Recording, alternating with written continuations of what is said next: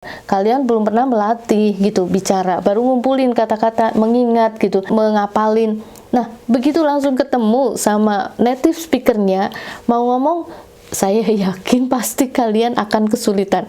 Nggak cuman grogi, tapi kayak nggak siap.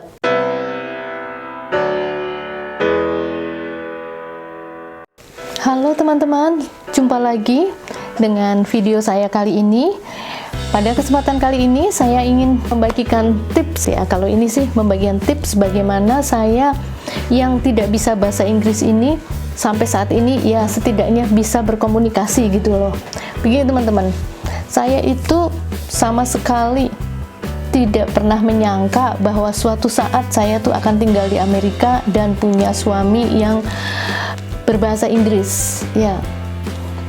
Seperti kalian ketahui ya, bahwa saya itu punya pendidikan atau punya background belajar, mempelajari dan sampai dengan menjadi pengajar bahasa Jepang waktu saya tinggal di tanah air di Indonesia ya.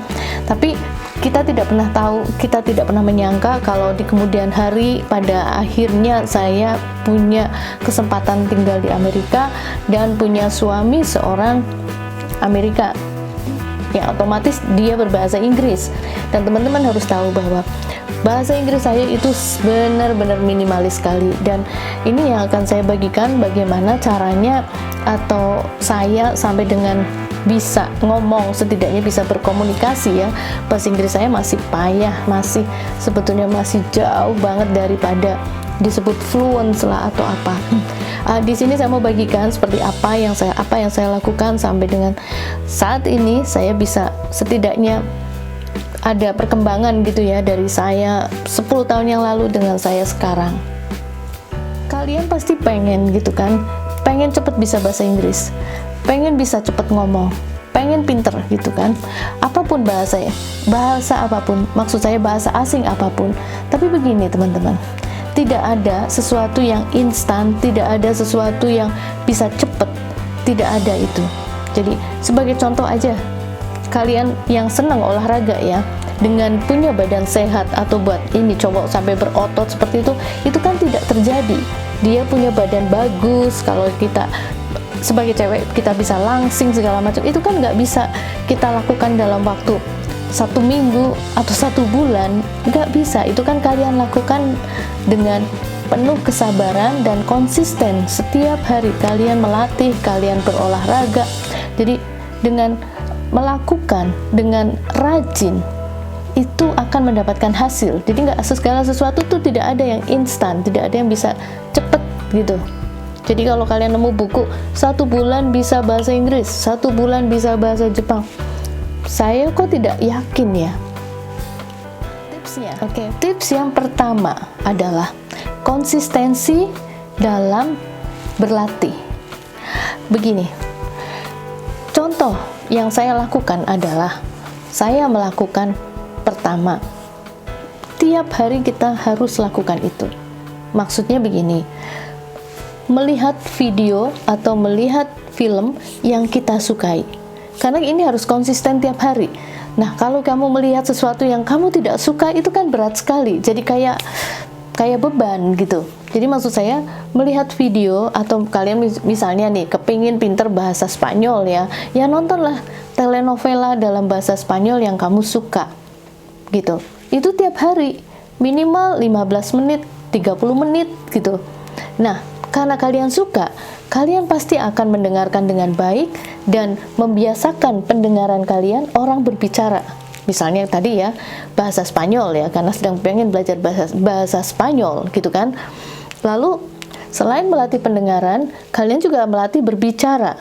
Jadi pada waktu kita melihat video tersebut, biasakan gitu ya, biasakan perhatikan baik-baik. Kalau ada kata-kata, catat.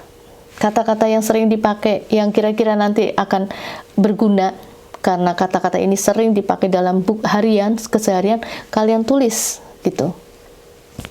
Masih ya, tips yang pertama ini masih ya. Sekarang kalau misalnya contoh lain, bukan hanya menonton telenovela atau video atau film yang kamu suka ya, seri-seri yang kamu suka.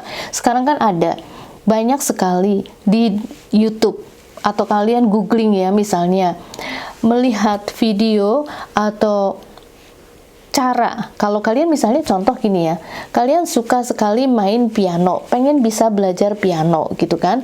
Nah, cobalah kalian googling bagaimana cara belajar piano dalam bahasa Inggris. Jadi di situ kalian akan melihat tutorialnya, akan mendengarkan penjelasannya, segala sesuatunya dalam bahasa Inggris. Jadi nantinya kalian akan mempraktekkan cara belajar piano itu, dan bahasa Inggris kalian, tata bahasa, vocabulary segala macam, kalian akan bertambah. Jadi dalam bahasa Indonesia bisa juga disebut gini, sambil menyelam minum air. Artinya kita bahasa Inggrisnya bertambah dan pengetahuan baru juga didapat gitu. Yang nggak harus belajar piano lah, apa aja lah ya. Buat misalnya gini, yang suka hobi kristik atau menjahit, itu hobi kalian itu coba kalian pelajari dalam bahasa Inggris, cari tutorialnya gitu. Apa saja, yang suka berkebun, jadi kalian nggak merasa terbeban, oh ini belajar bahasa ini karena kalian suka gitu ya. Pertama kalian harus suka. Kalau melakukan hal yang tidak disukai, itu akan menjadi suatu, ya tadi saya bilang kayak terbeban, kayak harus ini nilainya harus bagus, nanti kalau nggak bagus kalian nanti kan ada perasaan kecewa segala macam. Jangan, kalian harus merasa melakukan hal itu dengan senang hati, dengan suka gitu ya, dengan sukacita. Itu tips nomor 2. Tips nomor 2-nya, catat kata-kata dan kalimat-kalimat yang sering dipakai. Misalnya kalian tadi nonton telenovela dalam bahasa Spanyol karena sedang belajar bahasa Spanyol ya. Ini kalian, maksud saya kenapa ini hanya contoh saja belajar bahasa Spanyol. Kalau dalam kasusnya kalian dalam bahasa Inggris, wah banyak banget ya film-film atau drama-drama atau apalah yang ada di TV ataupun ada di YouTube. Sekarang enak banget, kalian bisa cari. Tips yang nomor 2 ini tadi, catat kata-kata dan kalimat yang sering dipakai. Jadi kalimat yang sering dipakai itu kayak kalian mulai tuliskan gitu, kayak dalam buku notesnya. Karena kalimat-kalimat yang sering dipakai ini kalian akan diulang lagi, dibaca lagi. Setelah itu kalian bisa simpen, suatu saat pada saat dibutuhkan digunakan, katakan gitu ya, ucapkan. Nah, dengan sering digunakan, dengan sering diucapkan, itu nanti kalian akan terbiasa. Nggak usah menunggu, aku nggak ada lawan bicara, aku nggak ada yang diajak ngomong.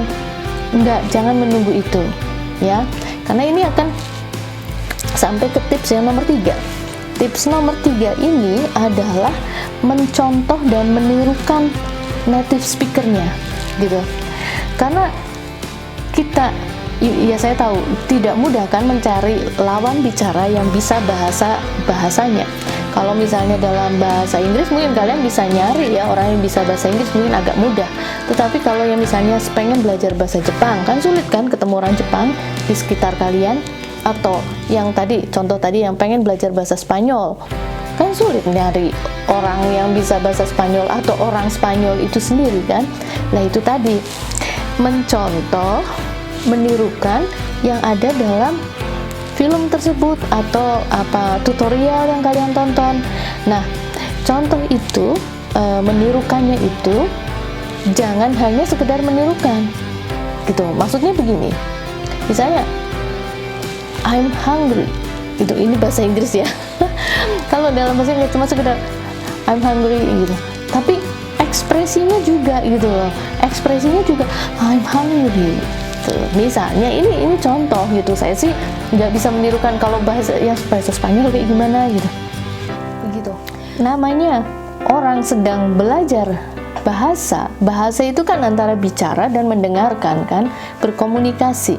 Dan kalau kita belajar bahasa hanya menghafalkan tata bahasanya saja atau hanya mengingat vocabulary-nya saja, kalian nggak akan bisa ngomong. Tahu kan maksudnya, gak akan bisa bicara. Karena namanya bahasa, belajar bahasa ya harus di-apply, dibicarakan, harus dikatakan gitu. Nah, kita akan sampai ke nomor 4. Tips nomor 4. Nomor 4 ini, bicara pada diri sendiri. Bicara pada diri sendiri, contohnya ya, pada waktu kalian selesai menonton telenovela atau nonton film yang kamu suka, udah selesai, cobalah ceritakan kembali dalam bahasa tersebut yang kalian pelajari, yang sedang kalian pelajari. Kalau misalnya Inggris ya, ceritakan itu cerita itu tadi gitu yang kalian tonton. Nah, kalau yang sedang belajar bahasa Spanyol ya coba gitu cerita lagi dalam bahasa Spanyol. Atau begini, kalau misalnya kalian itu seorang mahasiswa gitu ya, sedang nulis skripsi, mulai belajar skripsi yang kamu tulis itu coba ceritakan. Kalau belajar bahasa Inggris, ceritakan dalam bahasa Inggris ya, di depan kaca, atau ya kalian lagi di mana, lagi di rumah, lagi di dapur, apa sambil duduk sambil cerita gitu. Atau misalnya oke, Mbak, itu terlalu panjang lah, kalau itu ya mungkin agak susah, yang gampang aja. Misalnya udah di sore hari nih, slow nih, kalian cerita, tadi aku ya seharian itu dari pagi aku pergi ke kampus, terus habis dari kampus pulangnya saya mampir ke rumah temen, dari rumah temen kita makan bakso bareng, habis makan bakso bareng tuh jalan-jalan ke mall. Nah, ini cerita kalian sehari itu tadi, coba diceritakan dalam bahasa Inggris kepada diri sendiri gitu loh, ngomong sendiri, coba bunyi gitu ya, dalam hal ini bunyi dikatakan, jangan hanya dibatin gitu, jangan, namanya juga bahasa, harus bicara. Mengapa? Tips nomor 4 ini bicara pada diri sendiri. Kenapa coba? Karena kalian kan belum menemukan lawan bicara, teman yang bisa diajak belajar, iya kan? Kecuali nanti kalau kalian sudah menemukan, nah disitulah dipraktekkan. Atau setidaknya kan untuk menambah kepercayaan diri ya. Kalau begini, kalau tiba-tiba kalian sudah keinginannya besar nih mau ngomong, padahal kalian belum belajar, kalian belum pernah melatih gitu bicara, baru ngumpulin kata-kata, mengingat gitu, mengapalin. Nah, begitu langsung ketemu sama native speakernya mau ngomong, saya yakin pasti kalian akan kesulitan, nggak cuman grogi tapi kayak nggak siap. Nah, hal ini beda banget kalau kalian udah biasa ngomong pada diri sendiri, seenggaknya udah ada percaya diri gitu kan, karena udah pernah, wah aku udah pernah ngomong ini, cerita tentang diriku, atau cerita keseharianku dalam bahasa Inggris pada diri sendiri, di rumah atau di depan kaca gitu kan. Nah, ini adalah tips sederhana, oke, teman-teman. Jadi belum tentu ya kalian belajar sendiri dengan ikut kursus tapi tidak pernah melakukan. Di kursus kan juga sama aja, kalian mendengarkan, mencatat, ngapalin, tapi nggak pernah ngomong gitu. Oke, jadi gitu teman-teman. Sampai ketemu lagi, itu dulu tipsnya. Kapan-kapan kita sambung lagi. Oke. Buat teman-teman, kalau yang ingin bertanya, ingin berteman, atau ingin komen, silahkan tulis ya di kolom komen. Sampai jumpa lagi.